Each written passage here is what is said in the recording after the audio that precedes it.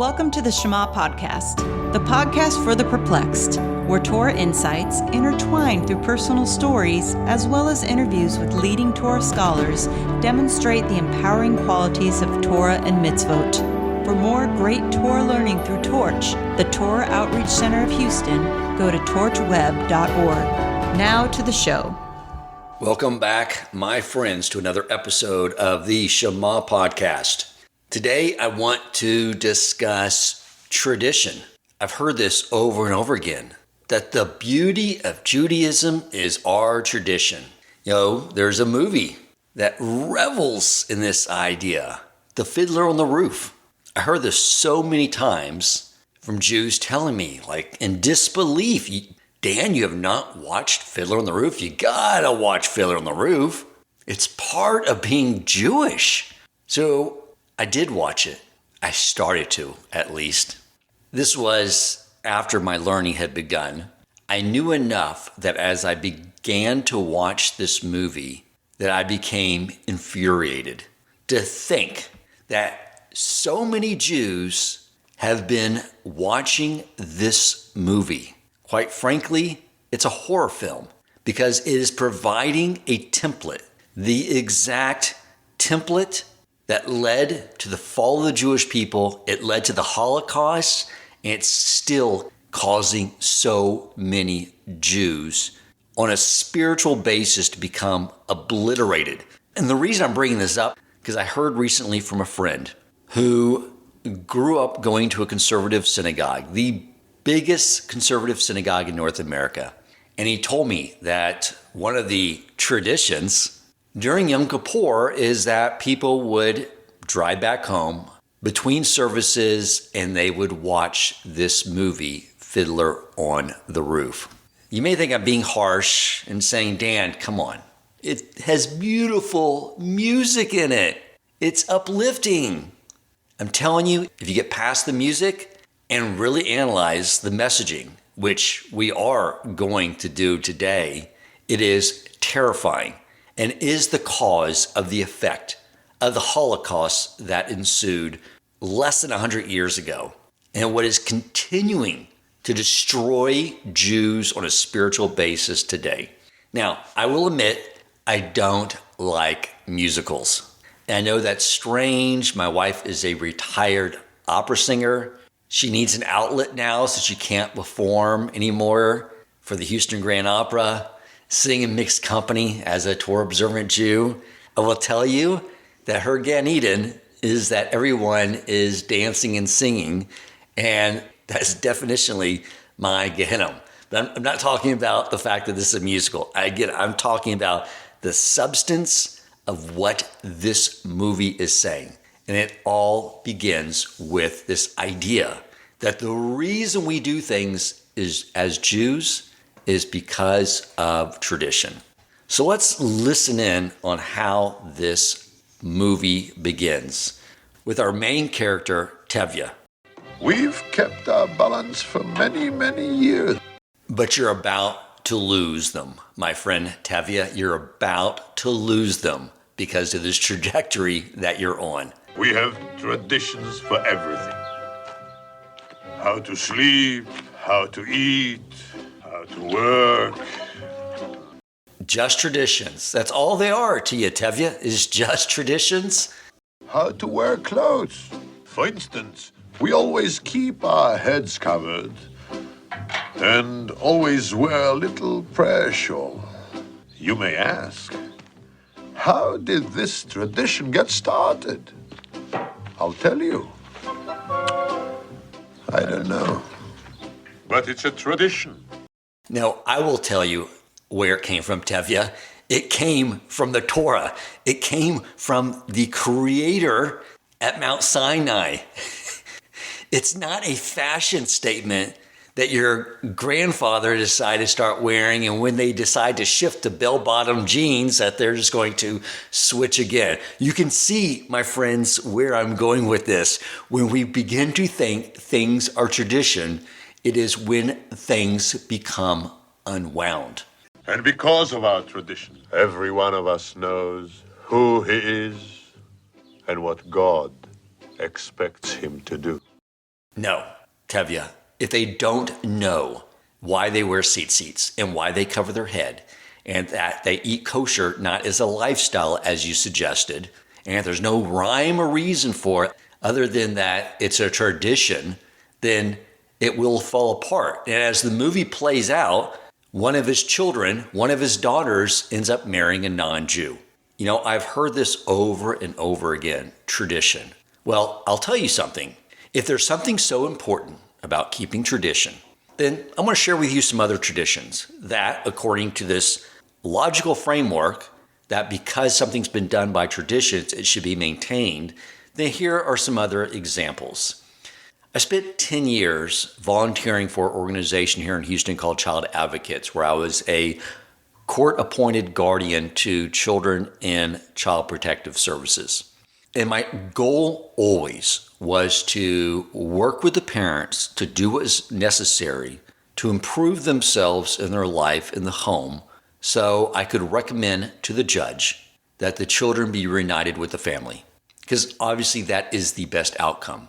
It is the lesser of two evils when I had to recommend to the judge that the kids be put up for adoption, which typically we search for family members that could keep them. But I worked so hard with these parents in order to get them, to help them get their life on track. And I heard about many traditions. One experience, there was a woman whose children were taken away due to neglect. She was using drugs and leaving young toddlers basically unintended. And so I would talk to her about going in and doing the drug test, showing that she was clean, and going to the drug counseling and doing all the things necessary in order to put her life back together. And when I asked her about her upbringing, guess what she told me? That environment that her children were now exposed to was the exact environment in which she grew up. And she knows that her mother grew up in a similar environment. Tradition! Tradition!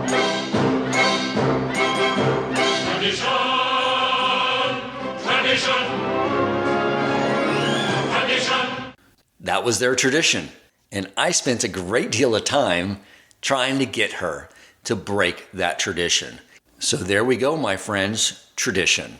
And I have so many stories. One was a man who punched his teenage daughter, threw things at his younger kids. Of course, it was reported the children were taken away. I was trying to encourage this man to take anger management classes, which he refused to do so. And when I asked him about his upbringing, what did he tell me? That when him and his siblings got out of line, his father knocked them back into line. And that is the way his father was brought up as well. Tradition! Tradition! Tradition! Tradition! Tradition! Tradition! Tradition! So you can see, my friends, tradition means nothing. It is not a reason to continue to do something. The reason we do things as Jews is because we were instructed by the creator of everything, providing us a template for how to live a life of meaning, purpose, and that is serving the creator. And when we dumb it down into nothing more than just keeping tradition, everything falls apart. You know, one of the things I've discussed before is that everyone has either grandparents, great-grandparents, great-grandparents that were Torah observant. And what was the breakdown? They never conveyed the purpose of why they were doing anything. I know many people who told me that their parents would keep kosher in the home. Why? Because it was tradition. But then they go out and eat non-kosher in restaurants. And then what was the message conveyed to their children, which is now the adults that I was speaking with, was that we just do things nonsensically because of tradition, but there's no deeper meaning to it. And of course, the people I was talking to were not keeping kosher in the home, out of the home. It didn't matter. Why? Because they didn't know the reason they were doing anything. So Tevye, maybe instead of spending time with the choreography and the music, spend some time learning your Torah so you can teach the reasons we do these things to your children. And then maybe your daughter wouldn't have gone and gotten married to a non-Jew and began this precipitous decline to where no one is either religious or Jewish from your family tree. One of the areas we have seen this is the popularity among the Jewish people to celebrate Passover. Fantastic. At face value. And they're engaging in this holiday simply out of why? Tradition. And I will tell you that the reason I started this podcast is because of what I observed during COVID, which was a massive test to the Jewish people. It was a line in the sand drawn by the Almighty to see what exactly is motivating the Jewish people. Because when COVID came and people couldn't invite all their guests over or be an invitee to another person's home for the Passover Seder, I know so many Jews who did not have a Passover Seder that year. And where does it say in the Torah that one of the mitzvahs of Pesach is to have lots of guests over at your home at a Passover Seder? Nowhere. Nowhere is that any way a requirement of fulfilling the mitzvah of Pesach. It is about telling it over to your children if they are living in your home still, and that is fulfillment as far as the guests that should be sitting around the table. Now, one of the mitzvahs around Pesach is to remove all the chametz from your home. Go through it, clean out every nook and cranny, get rid of every crumb, every piece of leavened bread anywhere in your home, out of your pantry, wipe it clean, remove all ownership to it, and that's the mitzvah. That is the major mitzvah around Pesach. And Jews don't want to do that. Say, oh, well, I was too busy. Well, during COVID, while they were too busy to remove all the chametz from their home, they had enough time to bring their groceries home, wearing a mask and rubber gloves, and then wiping down all the items to make sure it didn't have COVID on it. This all starts when people start thinking that things we do as Jews are nothing but tradition. Everything, my friends, breaks down. And why we have an obligation to educate Jews about why we do things, that it comes from the Torah and has very profound reasons behind it for the world at large and for us. The story of Fiddler on the Roof is set in the early 20th century, early 1900s. And we know with the Age of Enlightenment sweeping through Europe that many Jews who grew up in homes where their Judaism was nothing but tradition decided to choose other traditions. We had in Germany the creation of Reform synagogues, where they moved Shabbos to Sunday, where they restructured the synagogue to look like a church. They stopped circumcision. They took every place in the city where it said Jerusalem, and they placed in Berlin.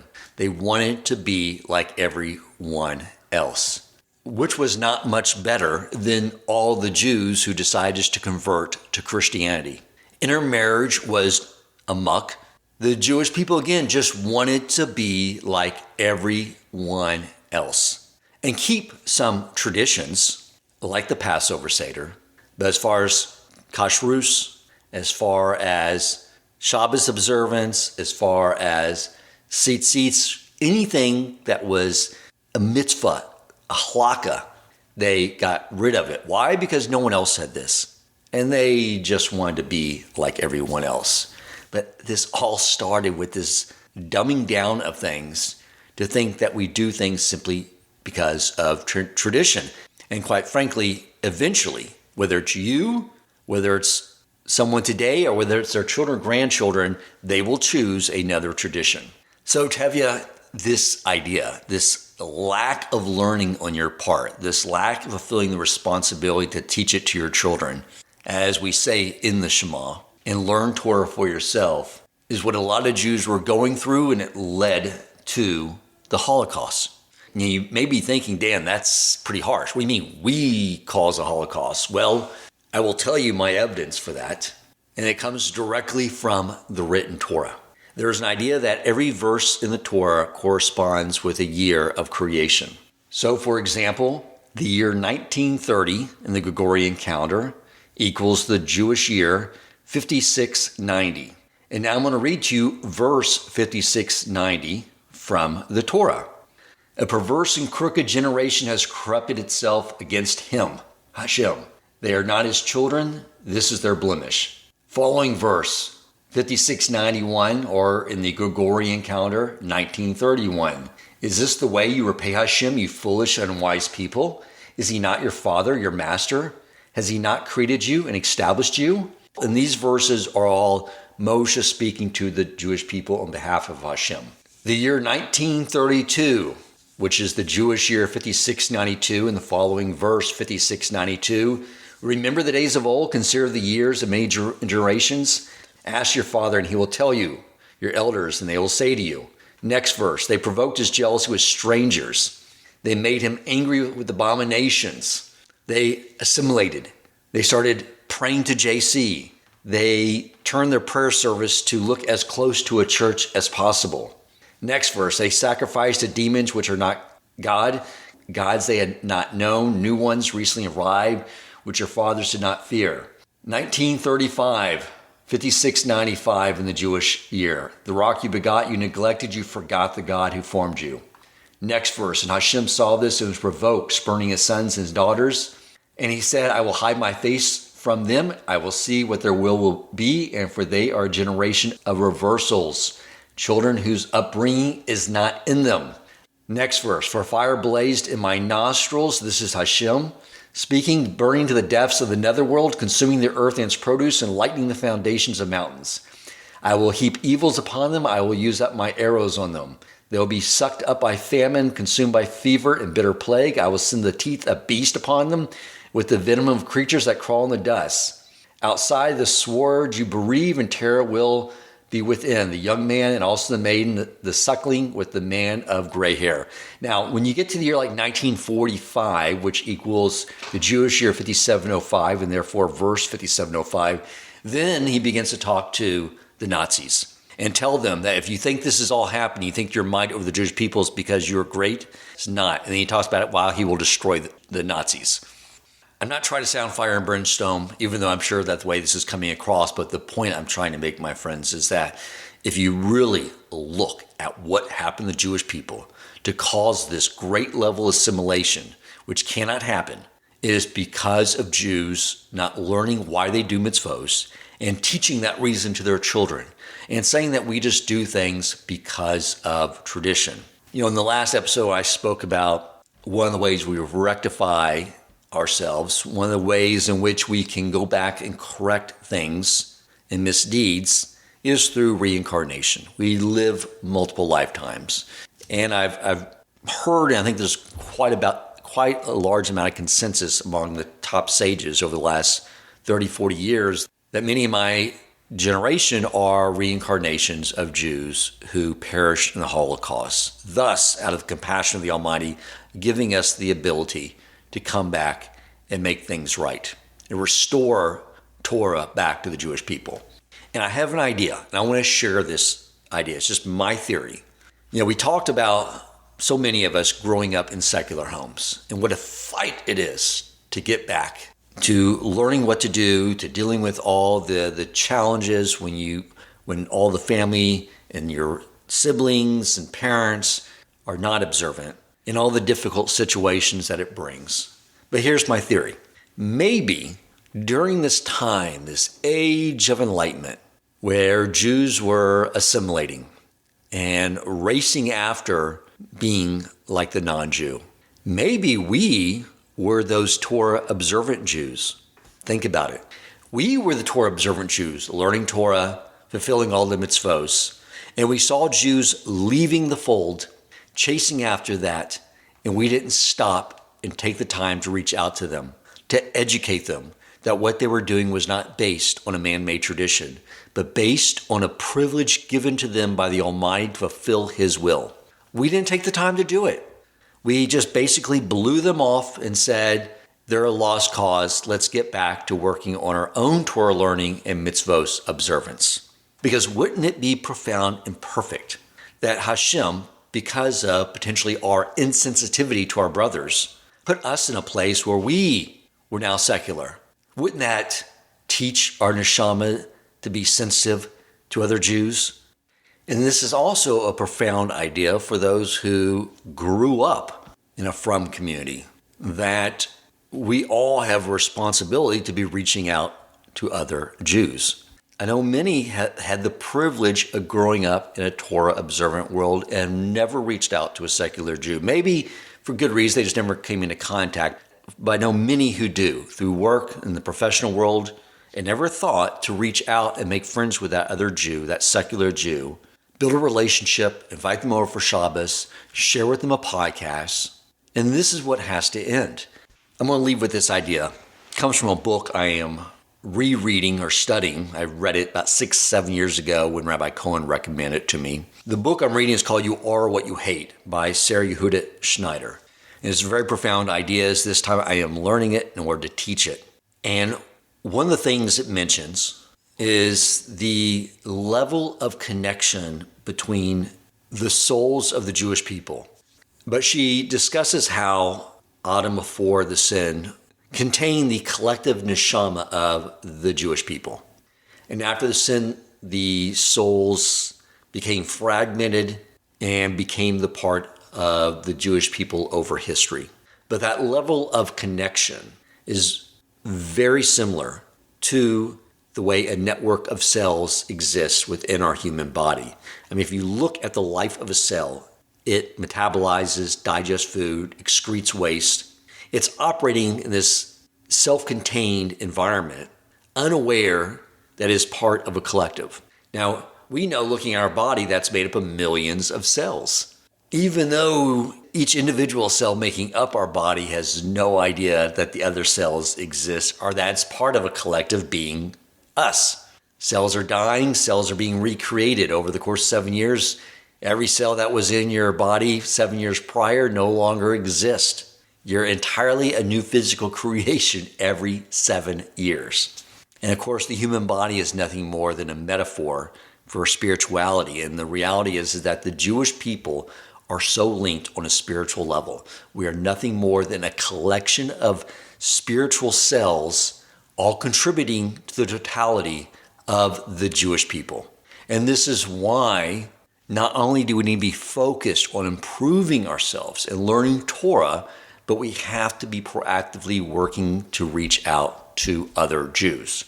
But I'll add as well is that the B'nai Noachs play a very crucial role in Hashem's creation.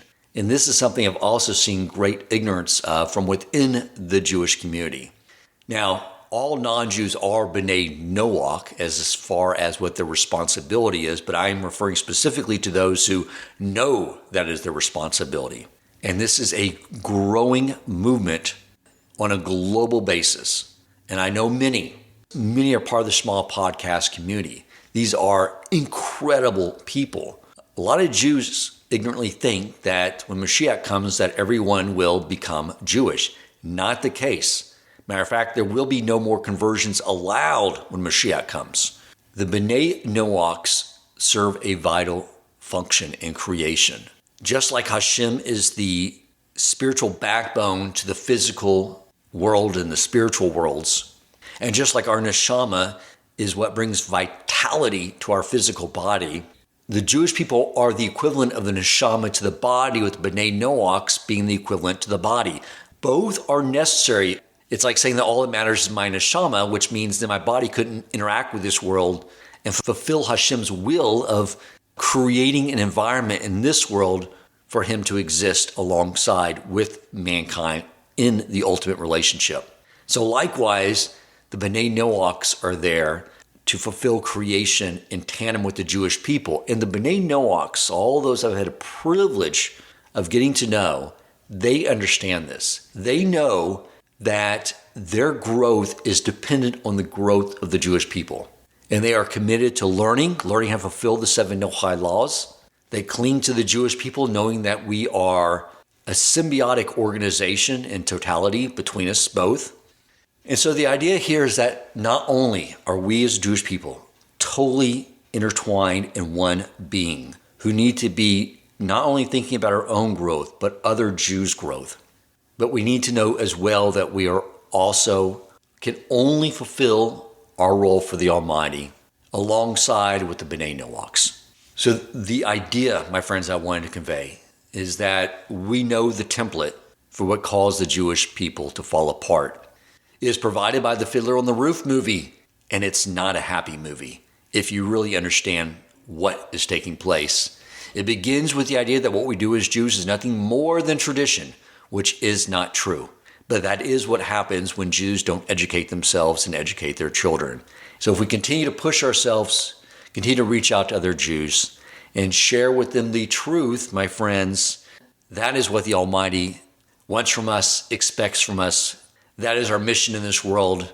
And may we achieve that mission with Hashem's help speedily in our days and bring about Mashiach. Thank you so much for listening.